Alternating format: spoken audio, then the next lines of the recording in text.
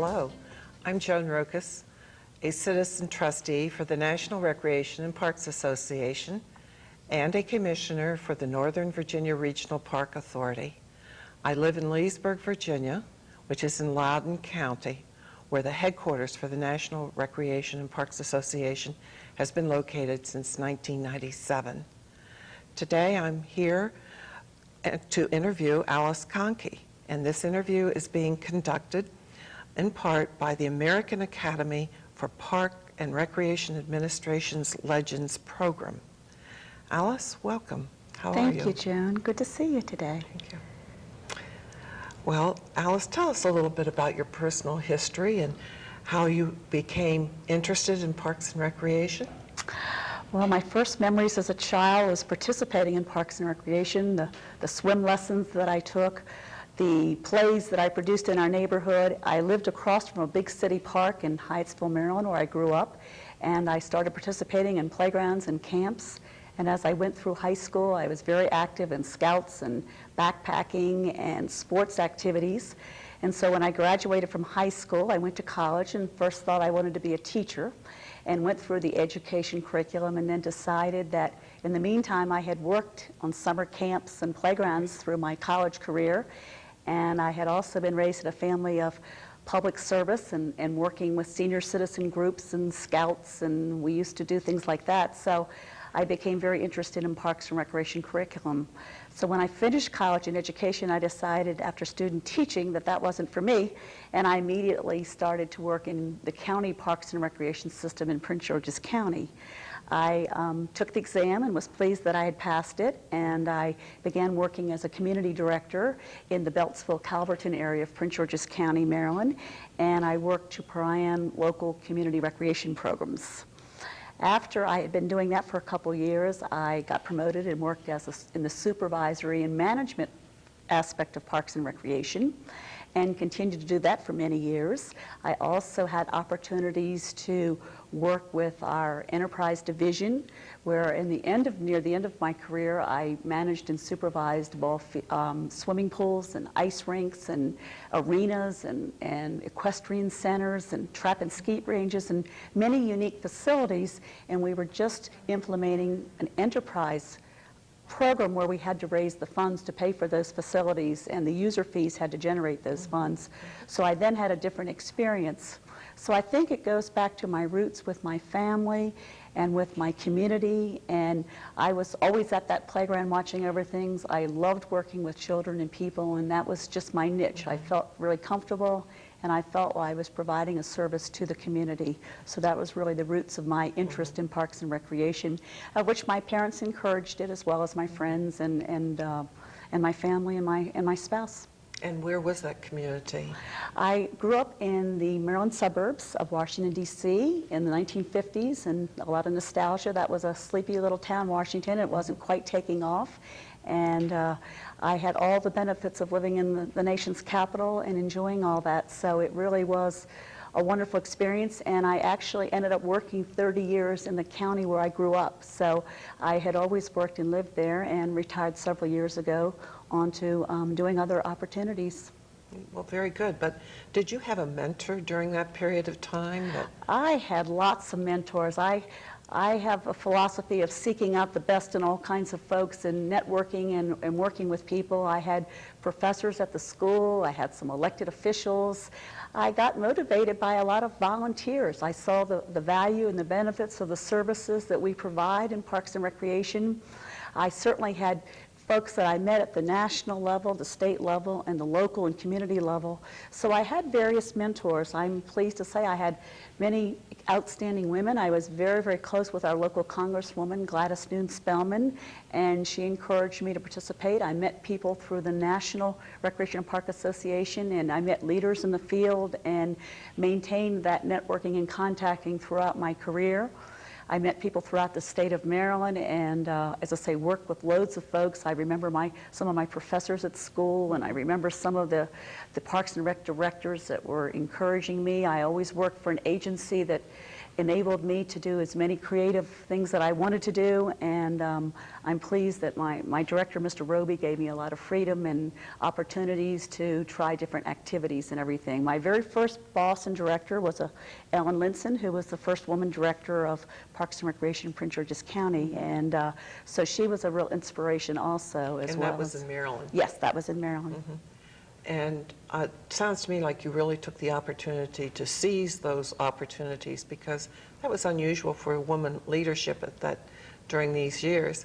But have you seen many changes in the area of recreation over your career span of how many years? About 34 years. I'm just a mere child.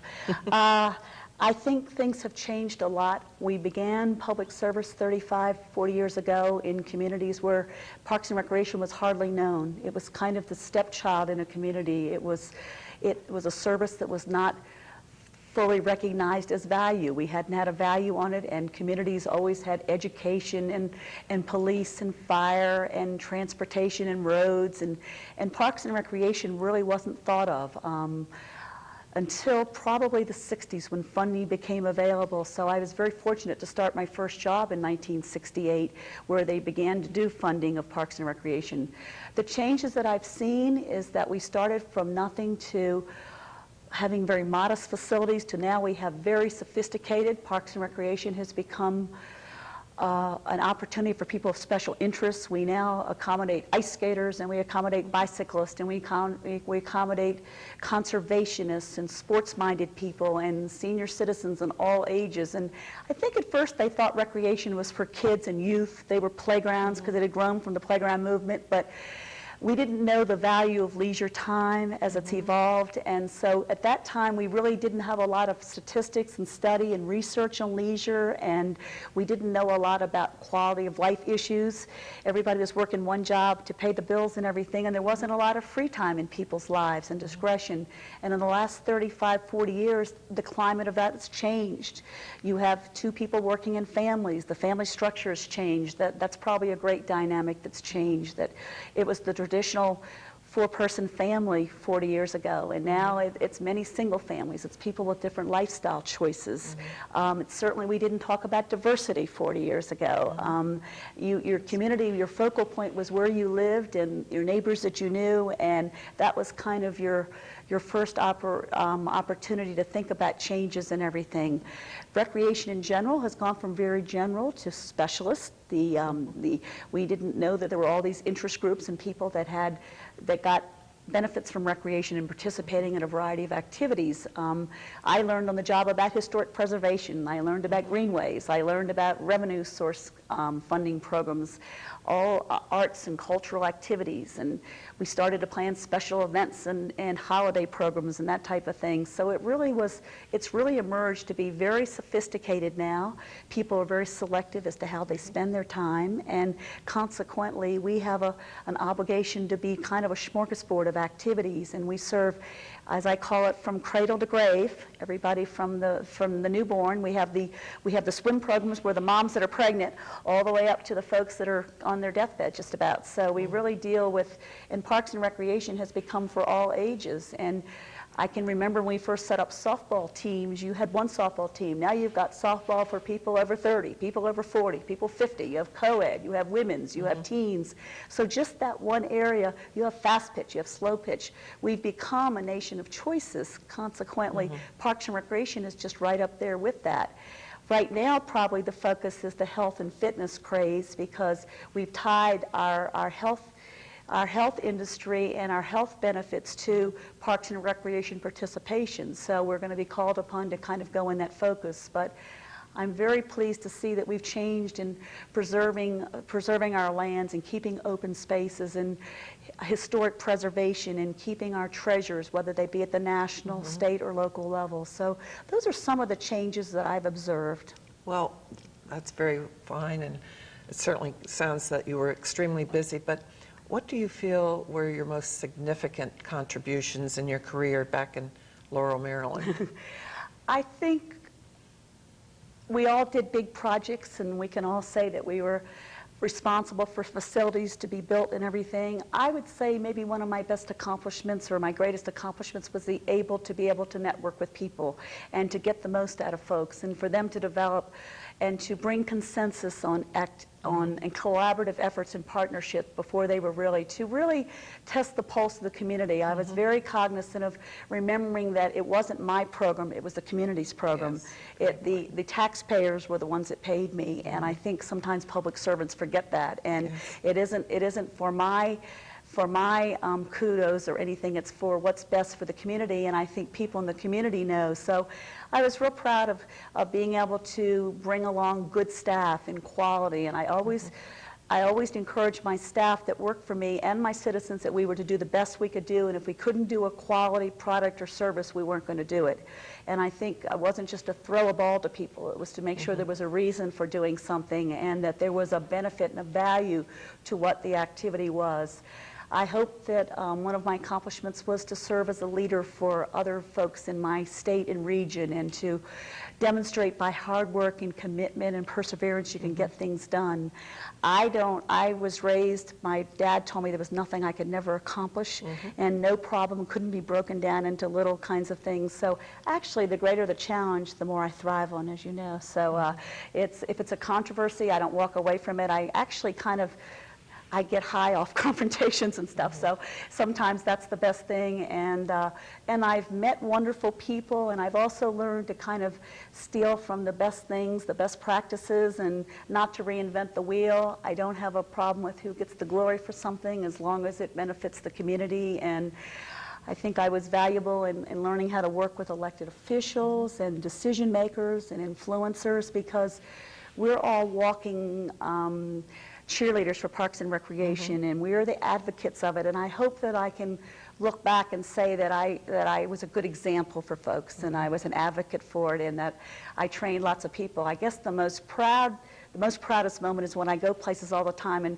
someone is introduced and they go, this person used to work for Alice, or this person she hired, or something other like that. And I see some of my former people heading up major departments and facilities and things like that. I see my citizens that have achieved great things. They've had successful bond sales. They've opened million-dollar facilities and everything. And when I go to the dedications and see I kind of know the work that went into all of that and everything. So hopefully I've been somebody who can get things done and made a difference.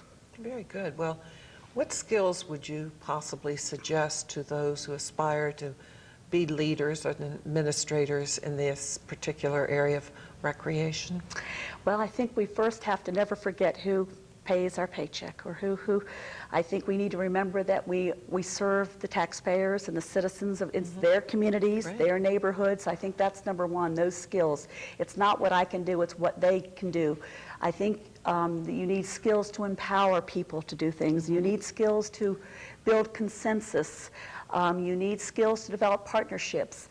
With the way the economy is right now, and it possibly could be this decade, it's real important to develop collaborative efforts and partnerships and to network with folks and work together if 4 or 5 organizations can work to build a swimming pool or to acquire a new program or facility in their community, a new trail and everything, you're much more powerful if you work with a group. So hopefully, if anything, we need the skills to do that. You need the skills to be a good manager of people. People are all different now. Management in 2003 is not like management was in the 60s, 70s, 80s, and 90s. Things have changed. People are different. You have diverse populations that you deal with and have to manage, and not everything is by the book. One of the other, I think, challenges is that you have to use technology to your advantage and not let technology be the end-all to everything, because we are in a people business and we affect people's lives and every day and the value of their life and living in their community.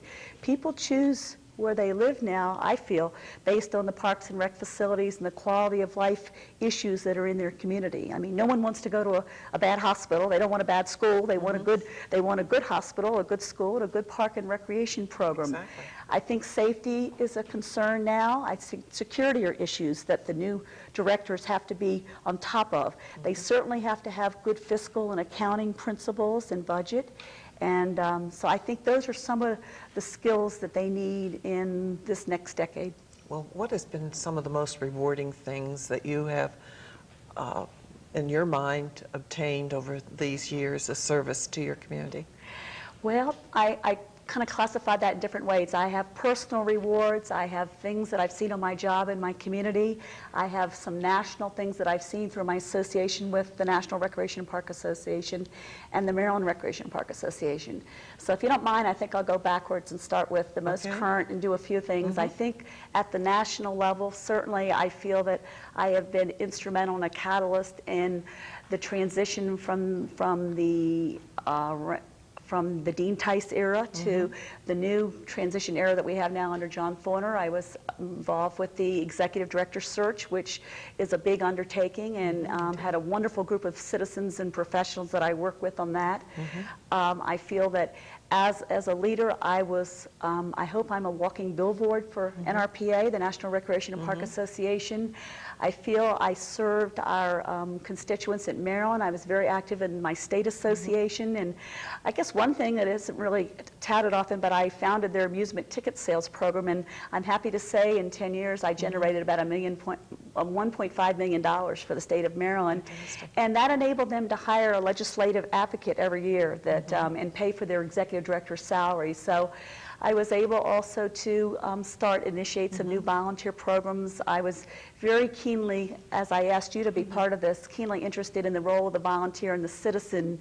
And so I was able to form some volunteer programs, special volunteer. We had our first statewide Volunteer Appreciation Day, and I really feel you can never thank people enough. So I was very instrumental in that.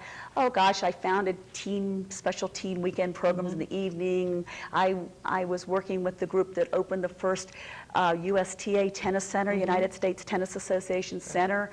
I was instrumental in some indoor aquatic centers openings. So, but I think mostly facilities will go and come, but mostly I saw people participate in programs. And I, in 30 years, knew folks that I dealt with, and I knew their children and their grandchildren, and I knew that I would have someone work for me and they'd come back 30 years later and their kids were now working for us or whatever. So it really, the ties that I met through the community, the lifetime friends that I met, those are the things that we'll remember down the road. What little plaques and awards and things are not as significant to me as the opportunity to be part of this great movement that's just growing leaps and bounds in this country. Well, have you seen any problems that this profession might experience at this time?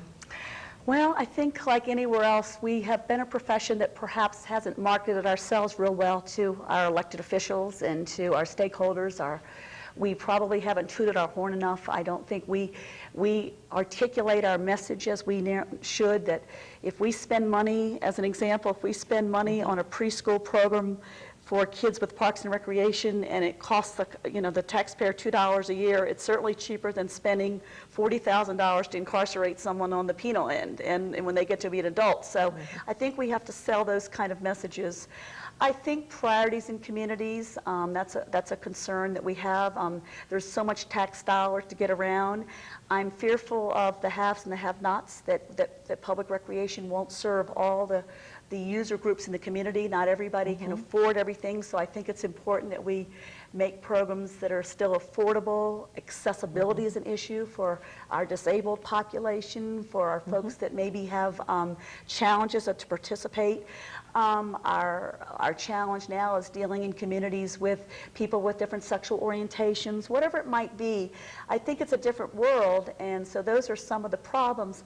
Certainly money is always a problem, but using your money wisely is a problem also. We could also be a product of our success. We've been very successful in certain areas, so the bar is kind of raised, and people expect us to always be able to achieve certain things. And so those are some of the problems.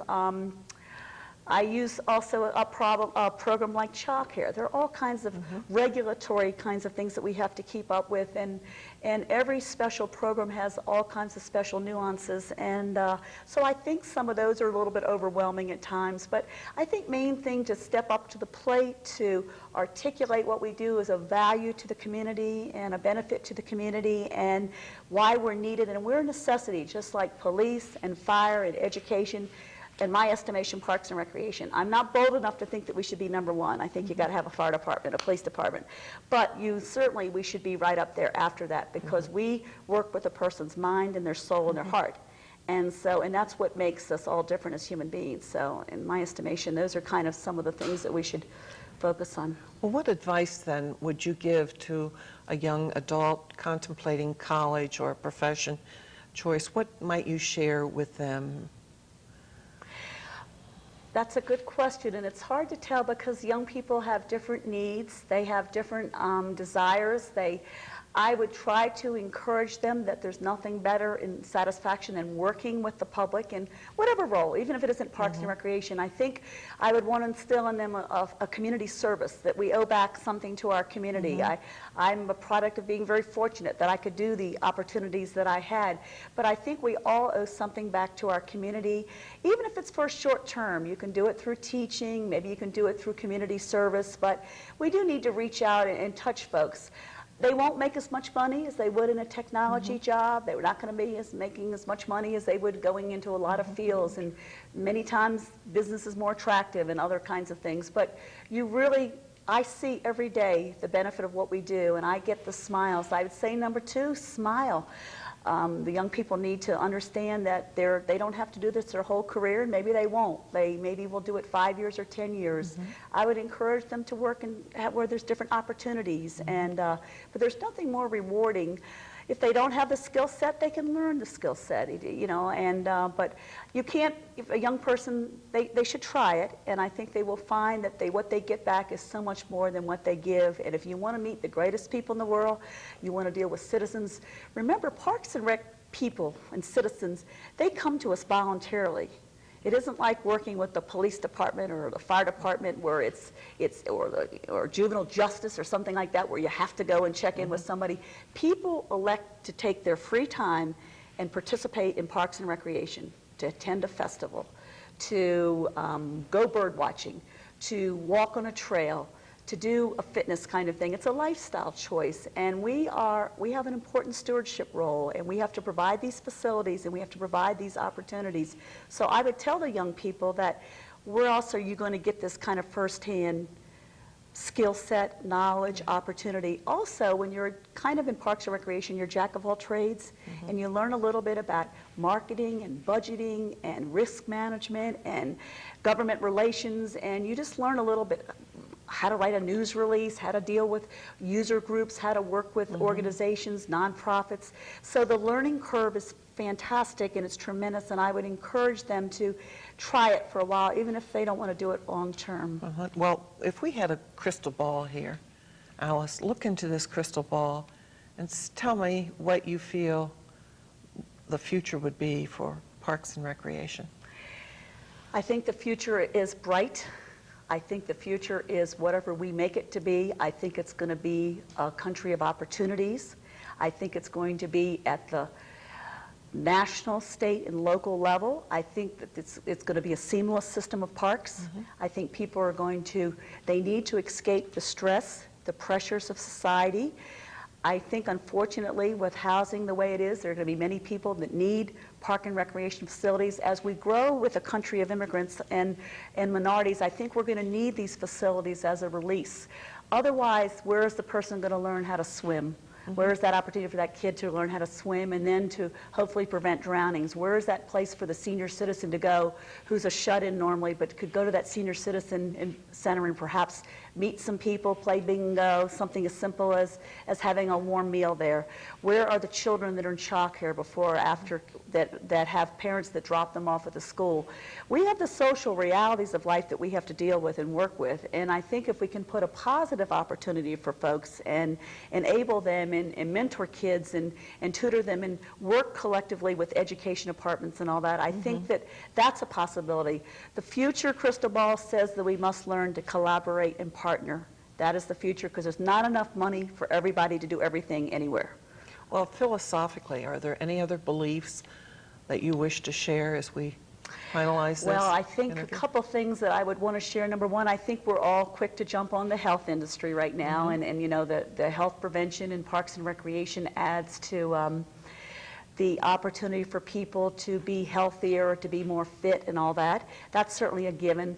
But I think we're going back, we go in cycles, and we're going back to communities and neighborhoods. And people after 9/11 want to cocoon. They want to stay where they are.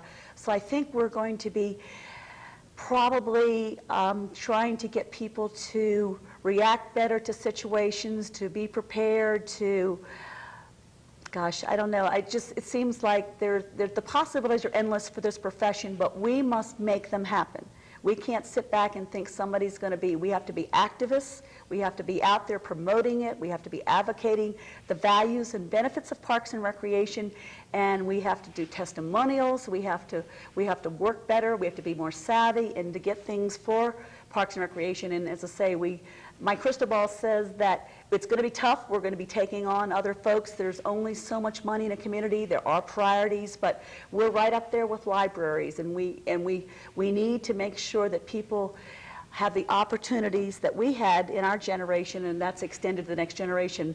Lastly, I didn't really speak much about, but we've got these couch potato kids. We've got people that the technology has, and we really become a very impersonal society, and Parks and Recreation is the catalyst to equalize folks and give them the opportunities from all.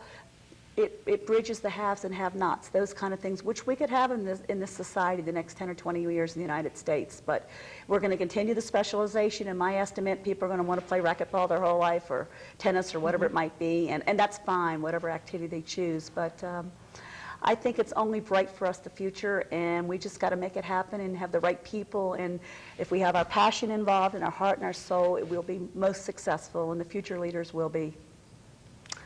Well, that's very interesting, Alice. Do you have any other remarks that you wish to share today about your professional career? It certainly has been wonderful getting to know you over the years in my association with the National Recreation and Parks Association, but if you have any other comments that Well, I'd just like to thank you, Joan, for helping me today. I deliberately asked you, as you know, because I felt that there is a partnership between professionals and citizens, and I felt very honored that you, as a former elected official and commissioner of a Park and Recreation Authority, you would know what we go through. You're very close to your Loudoun County Parks and Rec directors, and Cindy Welch, who's the director there, is a personal friend of mine, and we've been colleagues, and so I really appreciate you taking the time from your schedule, and I hope it demonstrates that my commitment to that we do have to work as a team and not as individuals, but all of us together are just fantastically powerful. So thank you, Joan. You're most welcome, Alice. Thank you. And on behalf of the Academy, we thank you, too, for this Legends program. Thank you.